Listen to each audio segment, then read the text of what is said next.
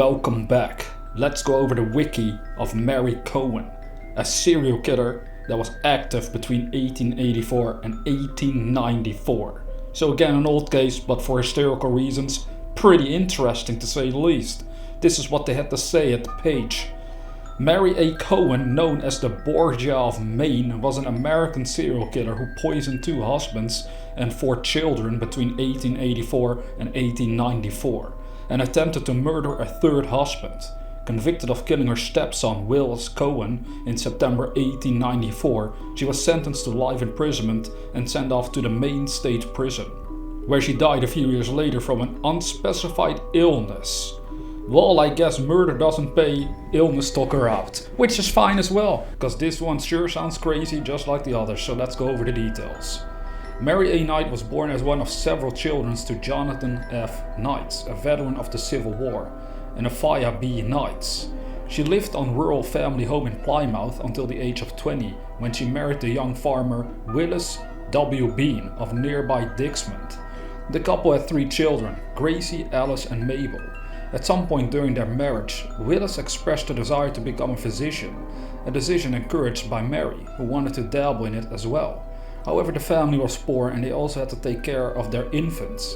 In 1884, Gracie was found smothered to death by a neighbor at the family home.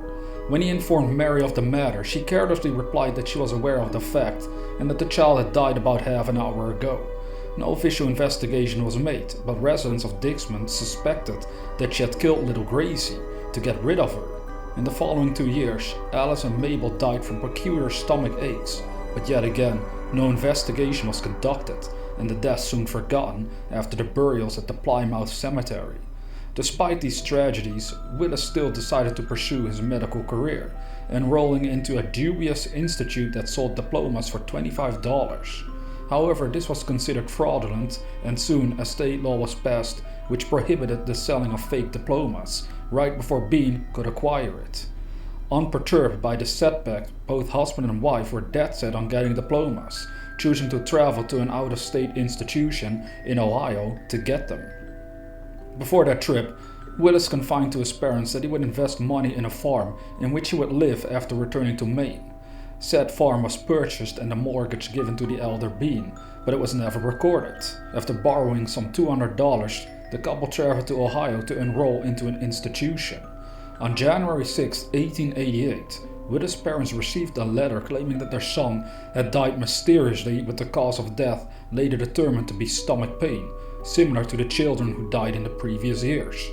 Mary soon returned to stay with her late husband's parents, and soon after, the unrecorded mortgage went missing. Since she had the deed for the farm and thus owned the land, Mary sold the farm for $2,000. Sometime later, Mary married George H. Taylor, a Dixmont laborer who worked at the Lewiston Mills, where the newlyweds moved to live. Taylor, who belonged to the Independent Order of the Odd Fellows, died after 4 days of acute stomach pain in 1891, in similar circumstances to Mary's former family. Since he was an Odd Fellow, it was supposed that he had a life insurance policy, but since George hadn't paid his dues, it was void. Nevertheless, well-meaning members contributed to a fund amounting several hundreds of dollars as a donation to the supposedly grieving widow. A few months after Taylor's death, Mary married Elias Cowan, a widowed farmer with an 8-year-old son, Willis. Not long after their marriage, a full set of farm buildings belonging to Elias mysteriously burned to the ground. According to neighbors who arrived to provide assistance with putting out the fires, they found the family's clothing, dishes and other items tied up in bundles and ready to be carried out. It was also rumored that young Willis was abused by his stepmother, who often beat him for the pettiest of things. On September 14, 1894, Willis was brought down with heavy stomach pains after eating some green apples. A physician was called to the family home, who prescribed some medicine and assured that the young boy would be fine in a few hours. 2 days later, the young Cowan died in agonizing pain. Due to Mary's dubious history of similar deaths and the fact that her husband had also been taken with a similar illness but survived, Willis' body was exhumed and his organs sent for analysis at the Bowdoin College in Brunswick.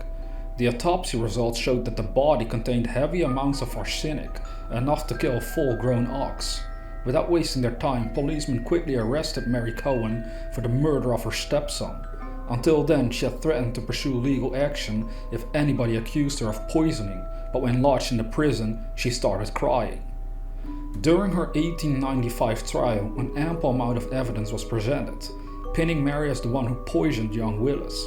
One witness was a little neighborhood girl who had seen Mrs. Cowan putting white powder into the boy's medicine, which had been left by the doctor, but she did not testify per request of her father, who feared for her safety.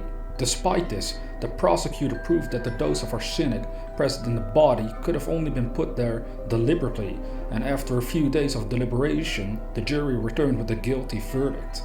Cowan stood expressionless while listening to the verdict, with her counsel J.F. Robinson announcing that he would file a motion for a retrial. In June, however, it was announced that the proceedings for the retrial had been withdrawn. While in prison, Mary conducted interviews with reporters and often responded to callers interested in her case. On one occasion, she confided to a reporter that she had hired a private detective who supposedly unearthed evidence in favor of her innocence, and expressed belief that she would be a free woman again one day. Her hopes were dashed on February 19, 1896, when she was officially sentenced to life imprisonment for killing Willis Cowan. Cowan was imprisoned at the Maine State Prison and then in Thomaston for the following 2 years. In 1898, her examining physician turned to the then governor with the request of pardoning Mary, as she was in failing health and wished to die peacefully in her Dixman home. Despite her ailment, Mary gave birth to a child while in prison, but, along with herself, died soon after. Cowan, by then dubbed the Borgia of Maine by the press, was first interned at Etna, where her parents lived, but her body was then moved to Sawyer Cemetery in her birthplace of Plymouth, where she was buried on the family plot with her murder victims. So cozy together with the people you murdered, baby. Well, I guess since it's such a long time ago, she has been redeemed by the praise and grace of God. It's a crazy case again. This woman surely held some grudges against her own family members. I also found it a bit interesting to see that she had a child in prison. That's always kind of mysterious. It's like, who actually made some love with the murderer? Let's not even imagine about that, because it's even too disturbing for my own soul, and my soul is pretty disturbing, alright. Anyways, that is all the details they had on the wikis concerning this case from over 100 years ago. So I hope you'll have sweet dreams.